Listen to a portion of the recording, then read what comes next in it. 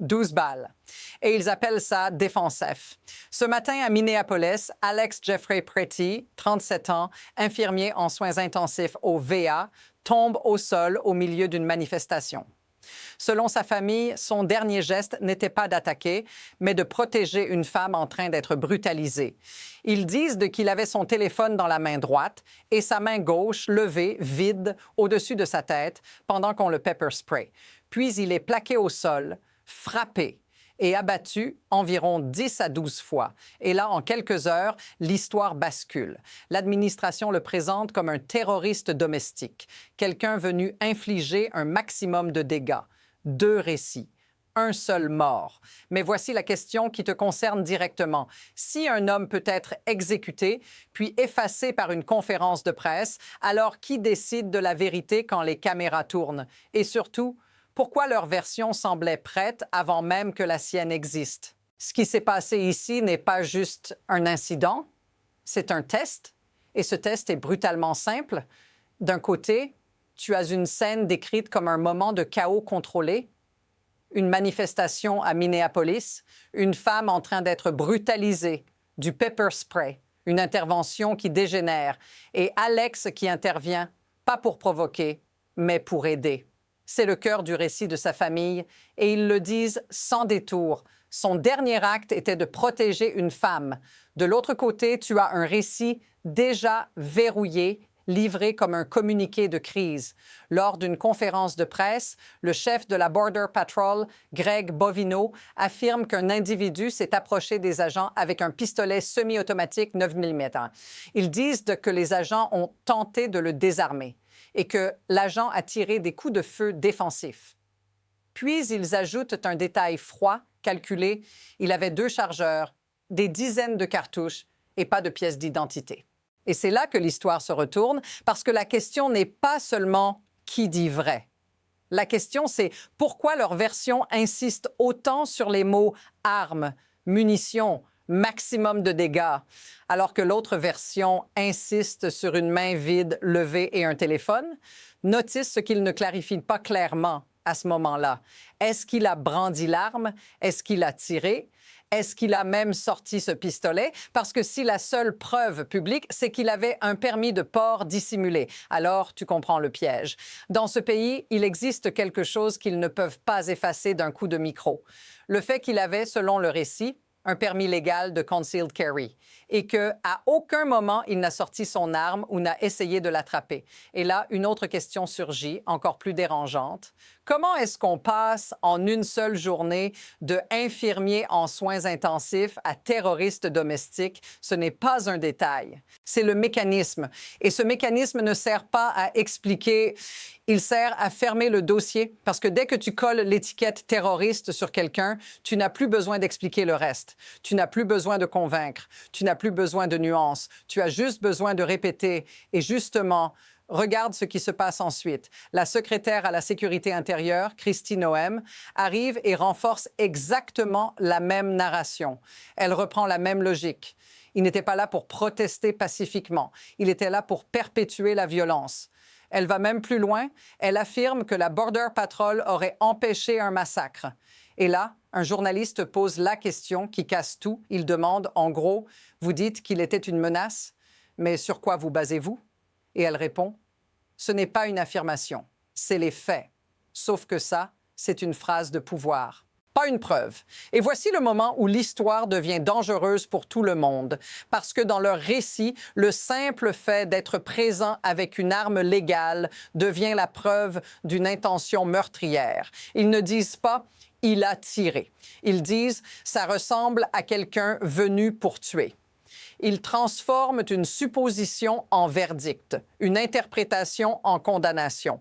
Et pendant ce temps, la famille, elle, supplie « Faites sortir la vérité sur notre fils ». C'est là que l'histoire bascule, parce qu'il ne s'agit plus seulement d'Alex. Il s'agit de la règle du jeu. Si tu peux être abattu, puis reclassé comme menace publique, sans que le public voit une preuve irréfutable au moment où on te colle l'étiquette, alors la vérité devient une arme politique. Et ce qui arrive ensuite est encore plus révélateur.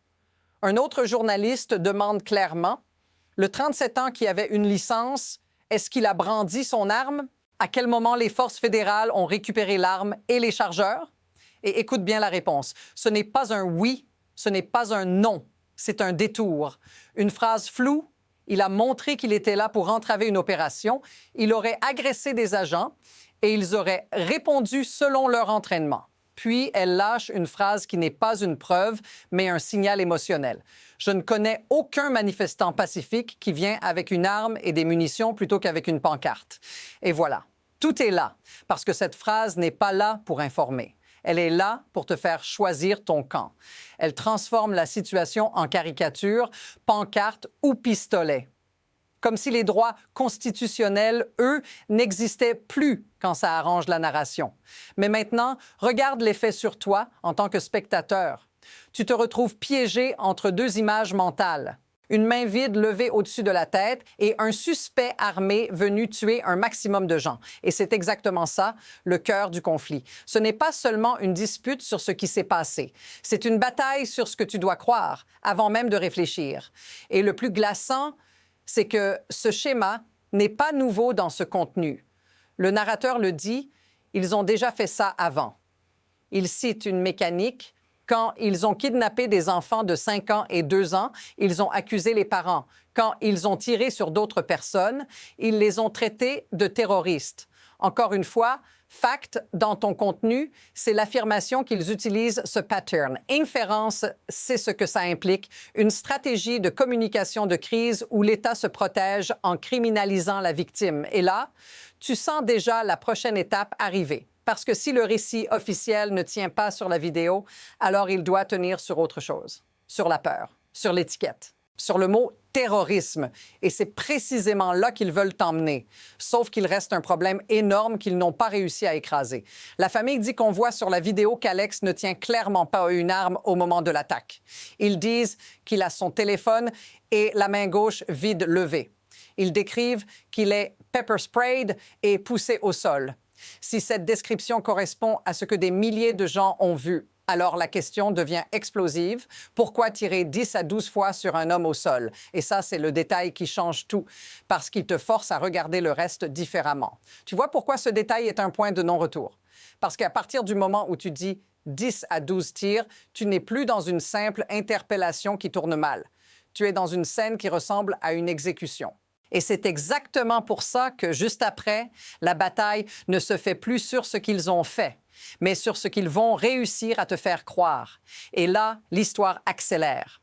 Pendant que la famille d'Alex demande au public de faire sortir la vérité, l'administration passe à l'étape suivante, la mise en scène officielle. Conférence de presse, phrases répétées, même mots, même rythme, comme si tout était déjà écrit. Greg Bovino dit: les officiers ont tenté de désarmer cet individu.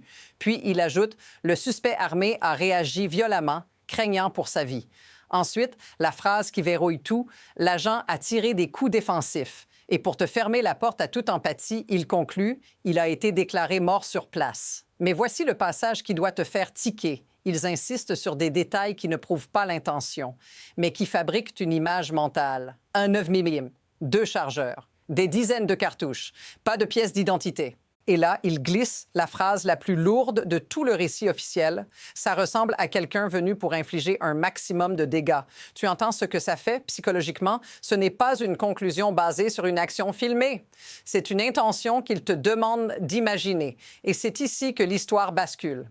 Parce qu'au même moment, selon le contenu, il existe une autre version qui circule tout aussi puissante. Alex n'aurait jamais brandi son arme. Il n'aurait jamais sorti son arme. Il aurait été en port dissimulé, légalement.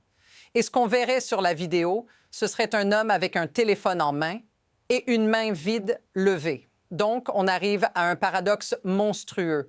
Comment est-ce qu'on peut empêcher un massacre si l'arme n'a même pas été sortie? Et c'est là que Kristi Noem entre en scène et que la narration se transforme en accusation totale.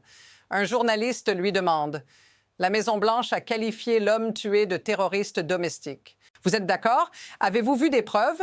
Et elle répond avec une phrase qui ressemble à une définition mais qui sert surtout de verdict. Quand vous perpétuez de la violence contre le gouvernement pour des raisons idéologiques, c'est du terrorisme domestique. Puis elle lâche, c'est les faits. Sauf que dans ton contenu, le journaliste pose exactement la question qui tue, où est la preuve de son idéologie? Et là, tu sens le vide. Parce qu'une idéologie, ça ne se lit pas dans un holster, ça ne se prouve pas avec 2 chargeurs, ça ne se déduit pas d'une absence de carte d'identité. Donc, ce qu'ils font, c'est autre chose. Ils ne cherchent pas à démontrer. Ils cherchent à étiqueter. Et une fois que l'étiquette est collée, tout devient possible. Le tir devient défensif. La mort devient nécessaire. Et la victime devient la menace. Mais maintenant, attends, parce que l'histoire devient encore plus inquiétante quand on regarde comment ils répondent à la question la plus simple du monde. Un journaliste demande clairement est-ce qu'il a brandi son arme et à quel moment les forces fédérales ont récupéré l'arme et les chargeurs.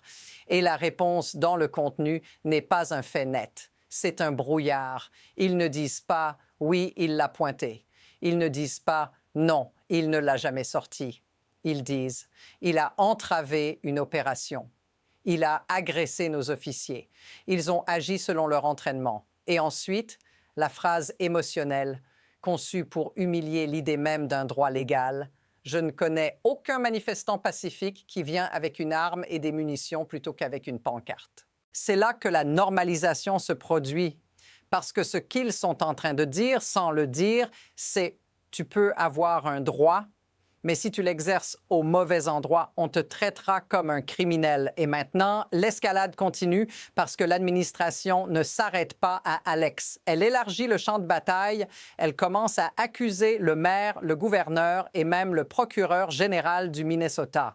Dans le contenu, Kristi Noem affirme qu'ils ont été subpoenaed, convoqués devant un grand jury fédéral.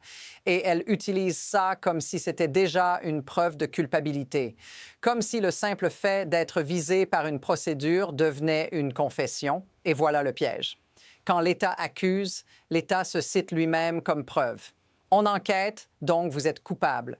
On vous poursuit, donc on avait raison. C'est une boucle fermée. Et dans une boucle fermée, la vérité n'a plus besoin d'entrer. Mais là, ton contenu ajoute un élément qui change l'atmosphère. Parce qu'on ne parle plus seulement d'un homme tué et diffamé, on parle d'un bras de fer politique. Le contenu rapporte une phrase attribuée à Matt McDermott. « Aussi fou que ça paraisse, c'est vrai. » Pam Bondi a envoyé une lettre aux responsables du Minnesota disant que l'ICE quitterait l'État si le Minnesota remettait ses fichiers électoraux à l'administration Trump. Relis ça lentement. IC partirait en échange de fichiers électoraux. Même si tu ne sais pas tout ce que ça implique juridiquement, l'image est immédiate. Une force fédérale utilisée comme levier, comme une pression, comme une monnaie d'échange. Et c'est là que la peur devient rationnelle. Parce que si ce genre de négociation existe vraiment dans ce récit, alors la question n'est plus seulement pourquoi Alex a été tué.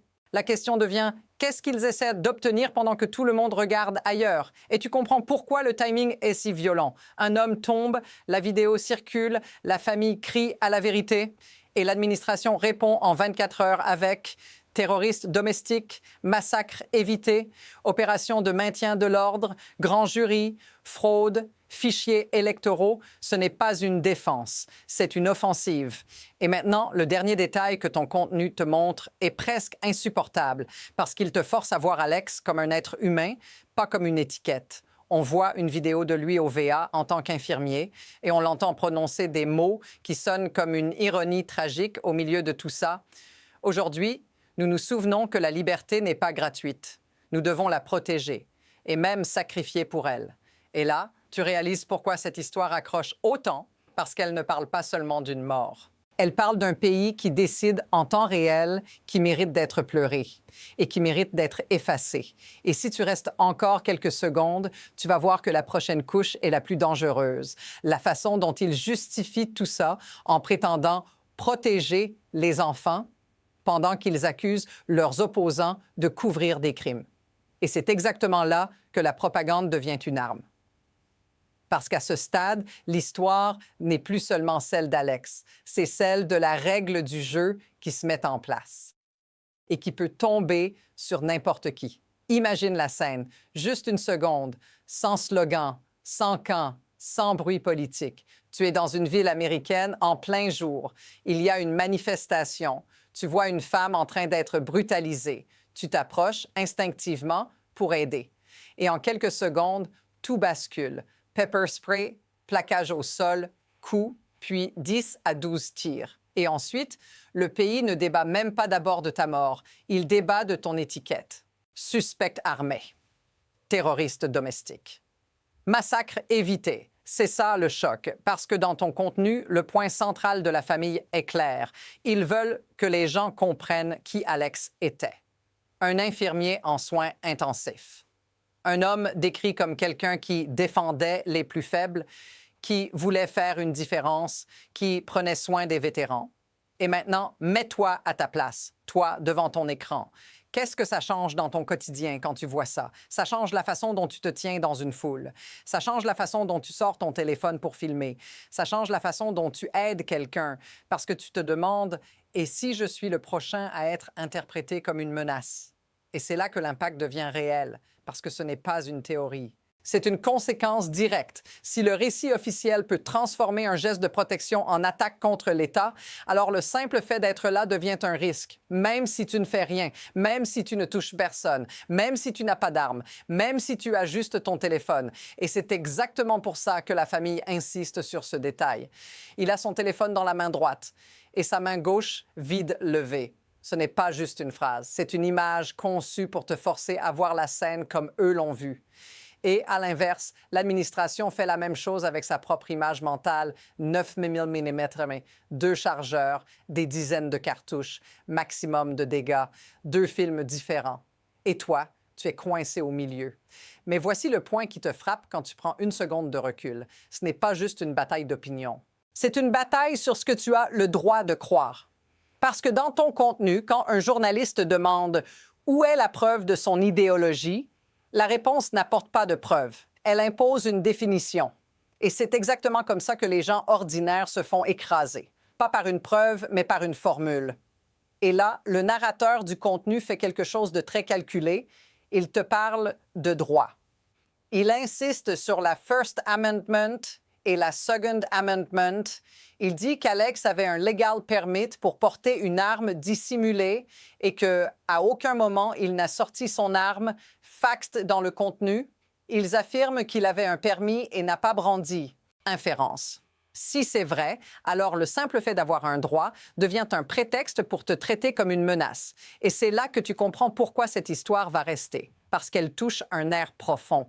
L'idée que la loi n'est pas la même pour tout le monde et qu'elle peut changer selon la narration du moment. Et maintenant, je vais te dire ce qui est le plus terrifiant dans l'effet viral de cette histoire. Ce n'est pas juste la mort, c'est le message implicite envoyé à tout le monde. Ne vous approchez pas, ne filmez pas.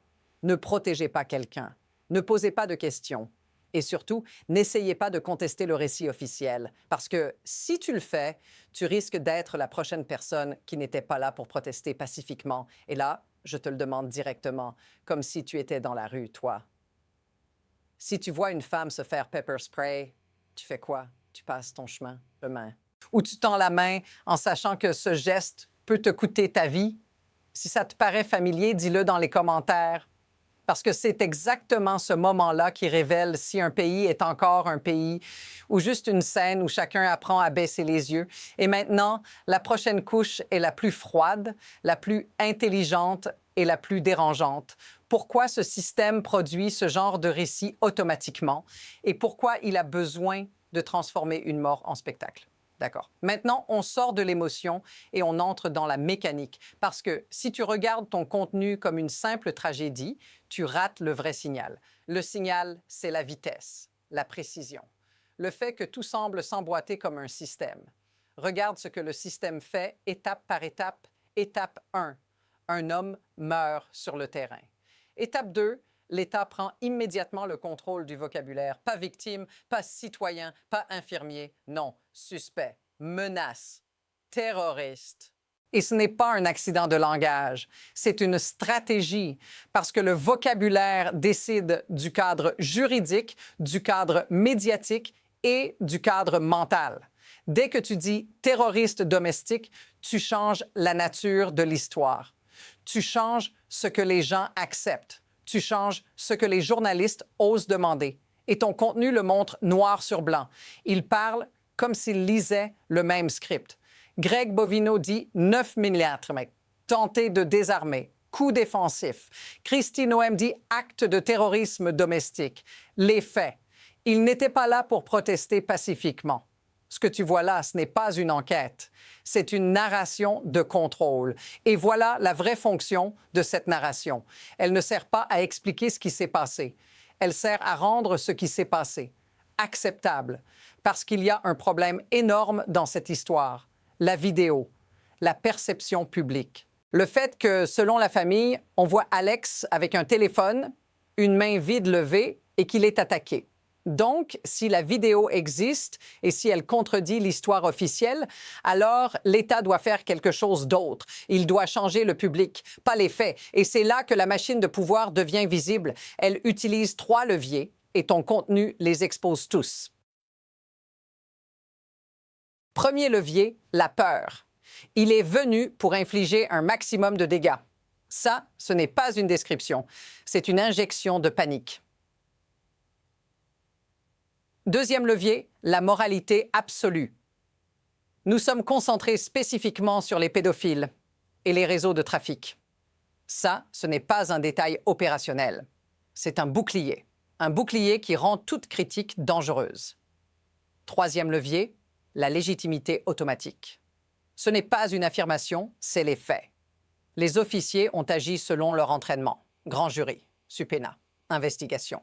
C'est la technique la plus ancienne du pouvoir. Si tu répètes « c'est les faits » assez fort, tu n'as plus besoin de prouver. Mais voici le point le plus important. Tout ça n'est pas seulement destiné à te convaincre, c'est destiné à te fatiguer. Parce que quand 2 récits s'affrontent, la plupart des gens ne cherchent pas la vérité. Ils cherchent la sortie, ils cherchent le confort, ils cherchent une phrase simple à retenir. Et l'État fournit exactement ça. Une phrase simple qui ferme la discussion. On a empêché un massacre. C'est propre, c'est net, c'est hollywoodien. Et ça efface tout le reste. Ça efface la question « a-t-il brandi l'arme ?» Ça efface la question « pourquoi 10 à 12 tirs ?» Ça efface la question « pourquoi il était au sol ?» Ça efface la question « pourquoi la famille parle d'un téléphone et d'une main vide ?» Parce qu'une fois que tu as massacre évité, tu n'as plus besoin d'entrer dans les détails. Et c'est là que le système gagne, pas parce qu'il a raison, mais parce qu'il impose une version facile à croire. Maintenant, ajoute un autre élément que ton contenu glisse à la fin et qui donne à tout ça une dimension encore plus stratégique. La phrase sur Pam Bondi et les fichiers électoraux .fact dans le contenu, il est dit qu'une lettre aurait menacé que l'ICE quitterait l'État si le Minnesota ne remettait pas ses votés-files. Inférence. Ça ressemble à une pression institutionnelle, un échange, une négociation sous contrainte. Et si cette logique est réelle, alors tu comprends pourquoi Minneapolis devient un théâtre. Parce que dans un théâtre, le but n'est pas seulement de gagner une opération. Le but, c'est d'envoyer un message à tout le pays. Nous pouvons entrer. Nous pouvons frapper. Nous pouvons tuer. Et nous pouvons décider de l'histoire après. Et c'est exactement pour ça que l'histoire d'Alex est si explosive. Parce qu'elle ne parle pas seulement d'un homme. Elle révèle la structure où la force fait l'action et la communication fait la réalité. Et maintenant, on arrive à la partie où le futur commence à se dessiner. Parce que si ce système continue, il y a 2 chemins possibles et les 2 sont terrifiants à leur manière. Alors, voilà où on en est et c'est là que le futur se met à bouger sous tes yeux. Parce qu'à partir de ce que ton contenu décrit, 2 trajectoires se dessinent, 2 routes. Et tu peux presque sentir que la prochaine décision est déjà en train de se prendre quelque part dans une salle, derrière un micro. Première trajectoire, le récit officiel s'impose. Dans cette version, l'administration gagne la bataille de l'image. Le mot « terroriste domestique » colle. La phrase « massacre évité » devient le résumé que les gens retiennent. Et tout ce qui contredit ça, la main vide, le téléphone, l'idée qu'il n'a jamais brandi l'arme devient du bruit, de la propagande adverse, de l'émotion. Et si ça arrive, le message envoyé au pays est clair. La présence fédérale n'a plus besoin d'être expliquée. Elle a juste besoin d'être justifiée par un ennemi. Et cet ennemi peut être créé en temps réel. Dans cette trajectoire, le système apprend quelque chose de dangereux. Il peut tirer d'abord et argumenter ensuite. Et tu sais ce que ça produit mécaniquement? Ça produit plus de peur, plus de silence, plus de gens qui ne filment pas, plus de gens qui ne s'approchent pas, plus de gens qui se disent « je ne veux pas être le prochain nom ». Deuxième trajectoire, la vidéo et la mémoire collective gagnent. Dans cette version, le récit de la famille devient impossible à écraser. Les gens retiennent l'image qu'ils décrivent, son téléphone dans la main droite, la main gauche vide levée. Ils retiennent le chiffre 10 à 12 tirs. Ils retiennent l'identité. Infirmier en soins intensifs, OVA. Et plus l'administration répète « c'est les faits », plus ça sonne comme une tentative de verrouillage. Et là, quelque chose se retourne parce que si le public commence à croire qu'il y a eu exécution puis diffamation, alors chaque conférence de presse devient une scène de plus dans un film qui ne convainc plus personne. Et dans ce cas, l'étiquette terroriste ne protège plus l'État. Elle le trahit. Mais voici le twist le plus important. Ces deux trajectoires ne dépendent pas seulement des preuves, elles dépendent du rythme. Qui impose le rythme impose la réalité. Qui parle le premier fixe le cadre. Et ton contenu insiste sur un point qui devrait t'inquiéter. Leur version était prête, rapide, répétée, scriptée, et c'est pour ça que la prochaine étape dans cette histoire n'est pas juste une enquête. La prochaine étape, c'est une escalade de narration. Plus de conférences, plus de mots comme violence, idéologie, résistance, terrorisme, plus de tentatives pour élargir l'affaire au maire, au gouverneur, au procureur général, avec cette idée de grand jury brandi comme une arme politique. Et au milieu de ça, tu as un détail qui agit comme un accélérateur, la mention des fichiers électoraux. Parce que si cette pression existe réellement dans le récit, alors ce n'est pas seulement une crise de sécurité, c'est une crise de pouvoir. Et maintenant, tu comprends pourquoi l'histoire ne se termine pas avec Alex. Elle commence avec Alex. Parce que si l'administration réussit à faire passer cette mort pour défensive et nécessaire, alors elle a ouvert une porte. Une porte où la violence devient un outil et où le storytelling officiel devient la couverture. Mais si elle échoue, alors cette affaire devient un symbole, pas juste pour Minneapolis, pour tout le pays. Et c'est là que je te laisse avec la phrase qui résume tout et qui devrait rester dans ta tête. Ce n'est pas seulement une bataille pour la vérité.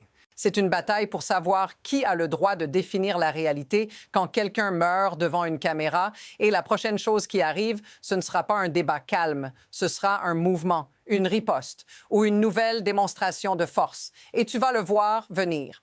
Au moment où ils feront un seul choix, doubler la narration ou doubler la répression. Suis cette chaîne. Abonne-toi parce que la prochaine vidéo, c'est la couche que personne ne veut regarder en face. Ce que ce modèle annonce pour la suite et qui sera la prochaine cible quand le récit aura besoin d'un nouveau terroriste. Fin.